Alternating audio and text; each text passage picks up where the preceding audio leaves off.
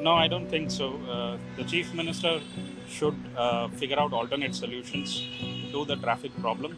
Every day the Bangalore traffic is increasing and takes hours to reach the destination from home. And that's how Bengaluru's infamous traffic woes continue. The Karnataka government has hit another roadblock after Wipro founder and chairman Azim Premji declined Chief Minister Siddaramaia's request to open the company's campus roads to ease congestion. For those wondering why he said no to Karnataka CM, let me decode it for you. On September 24th, Azim Premji turned down the CM's request to allow vehicles through Wipro's Sarjapur campus, a move that was meant to ease traffic on the outer ring road. In a letter, Premji explained that the campus is private property, part of special economic zone, with strict access control rules apply. These SEZ regulations, along with operational and security needs, made public access unfeasible. The CM had written to Premji on September 19, pointing to heavy congestion at Iblur Junction and suggesting that opening the campus could cut peak hour traffic by nearly 30%.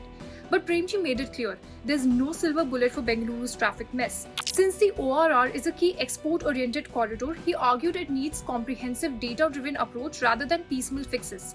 The outer ring road has long been a nightmare, severe traffic congestion worsened by bad road conditions. He also stressed that letting public vehicles through private property would not work as a sustainable solution.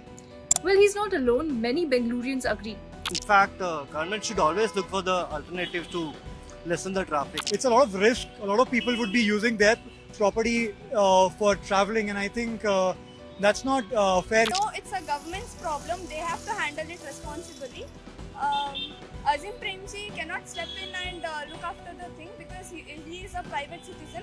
Even while rejecting the request, Premji reaffirmed Wipro's commitment to work with the government on mobility challenges. He has nominated Reshmi Shankar, a senior company representative, to coordinate further discussions with state officials. But for now, as commuters on the outer ring road know too well, Bengaluru's traffic nightmare shows no signs of ending.